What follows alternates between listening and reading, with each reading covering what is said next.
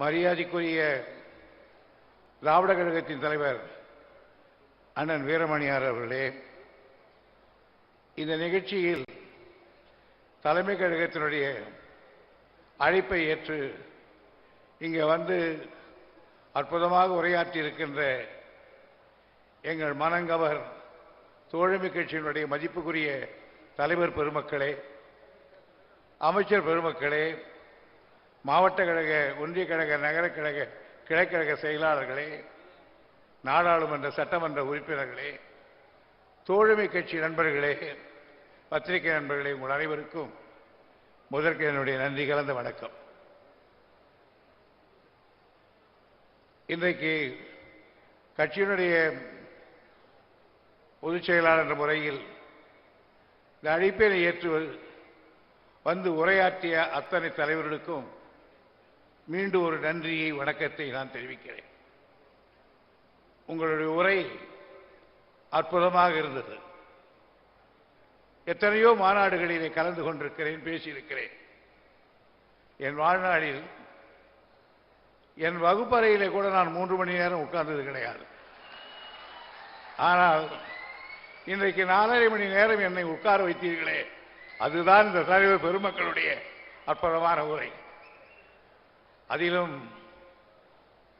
நம்முடைய காகிதமில் நம்முடைய கட்சியினுடைய தலைவர் இஸ்மாயில் பேசுகிற பொழுது அவர் உரை என்னை மெய்மறக்க வைத்து விட்டது. காரணம், இந்த உரையில் இந்த பவள விழா என்றாலும் அதை ஒட்டி வந்த கருத்துக்கள் எனக்கு மீண்டும் பழைய ஞாபகத்தை எல்லாம் கொண்டு வந்தது. என்ன பவள விழா? திராவிட முன்னேற்ற கழகத்தின் பவள விழா. திராவிட முன்னேற்ற கழகம், அந்த திராவிடம் என்ற சொல்லை நமக்கு சொல்லிக் கொடுத்த அண்ணன் பிறந்த மண்ணில் நமக்கு திராவிட வரலாற்றை சொல்லிக் கொடுத்தவர் அவர்தான். தமிழ் மொழி மேன்மை சொல்லிக் கொடுத்தவர் அவர்தான். இனத்தின் பெருமை சொல்லிக் கொடுத்தவர் அவர்தான். நம்ம எல்லோரும் சொன்னார்கள். நாம் இன்றைக்கு பல பேர் திராவிடர்கள் என்று சொன்னாலே எரிஞ்சி விழுகிறார்கள். இதெல்லாம் எங்களுக்கு பழைய பாடம். பதில் சொல்லி சொல்லி சொல்லி அழுத்து போய்விட்டது. இந்த திராவிடம் என்பதை நாம் தூக்கி நாமே வைத்துக் கொள்ளவில்லை. கொஞ்சம் புரிந்து கொள்ள வேண்டும். இந்தியாவில் 5000 ஆண்டுகளுக்கு முன்னால் மொஹஞ்சதாரோ ஹரப்பா என்ற இடத்தில் ஒரு பெரிய நாகரிகம் இருந்ததாம். அந்த நாகரிகம் எப்படிப்பட்ட நாகரிகம் என்றால், இன்றைக்கு இருக்கிற நாகரிகத்தை விட பன்மடங்கு உயர்ந்தது. வீடு அமைப்புகள் பற்றி அந்த நாகரிகத்தை சொல்லுகிறார். பெரிய பெரிய அறைகள், அவையெல்லாம் அறைகள். இன்றைக்கு பாத்ரூம் அட்டாச் இருப்பதை போல 5000 ஆண்டுகளுக்கு முன்னாலேயே அறைகளிலே பாத்ரூம் அட்டாச். அதுக்கு மேல அப்ஸ்டருக்கு போனால் அங்கே பாத்ரூம் அட்டாச், டிராயிங் ரூம், எல்லா பகுதியும் செய்திருந்தது.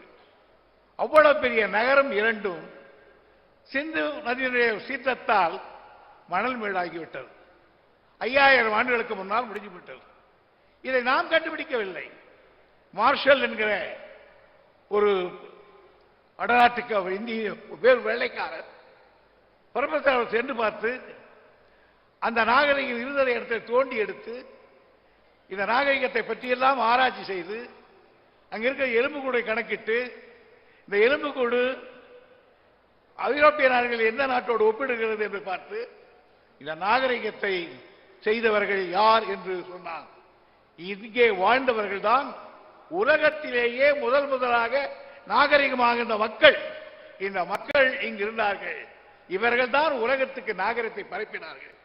அந்த நாகரிகத்தை வட இந்தியாவில் தென்னிந்தியாவுக்கு விரட்டியவர்கள் ஆரியர்கள். கைபர் கணவாய், போலன் கணவாய் வழியாக விரட்டி விட்டார்கள். அதற்கு பிறகு நாகரிகம் கலந்து கொண்டு வந்துவிட்டது. இந்த நாகரிகத்துக்கு பெயர் திராவிட நாகரிகம் என்று அவன் தான் சொன்னான். அதற்கு பிறகு அதையும் ஏற்றுக்கொள்ளவில்லை இவர்கள். அதற்கு பிறகு திராவிட நாகரிகம் என்று சொன்னதற்கு பிறகு அவரோடு பல ஆராய்ச்சியாளர்கள் அதுக்கு விட்டுக் கொடுத்தார்கள்.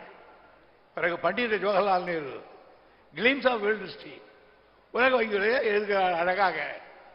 என்னை மெய்மறக்க வைக்கிறது 5000 ஆண்டுகளுக்கு முன்னால் இந்த நாட்டில் தோன்றிய மக்கள் திராவிடர்கள், அவர்கள் நாகரிகம்தான் சிறந்தது என்று அவர் எழுதுகிறார். அவர் எழுதி சொல்லி பார்த்தோம், கேட்கவில்லை. அதற்கு பிறகு அண்ணா அவர்கள் பல நோட்டுகள் எடுத்து காட்டினார்கள். வில்ட்ரூரன் என்கிற ஒரு பெரிய வரலாற்று ஆசிரியர் 21 வால்யூம் எழுதியிருக்கிறார். ஒரு வால்யூம் 1000 மக்கள் கொண்டது. அந்த வில்ட்ரூரன் எழுதுகிறான், திராவிட நாகரிகம் தான் சிறந்த நாகரிகம் என்று அவன் எழுதினான். அதே போன்று பிஷர்ஸ் எழுதினார். அவரும் உலக வரலாற்றிலே பெரிய ஆசிரியர். அதற்கு பிறகு அர்னால்ட் டாயன்பி சிவிலைசேஷன் உலகத்தை பற்றி எழுதியவர். அவனும் அதுதான் திராவிட நாகரிகம் என்று சொன்னான்.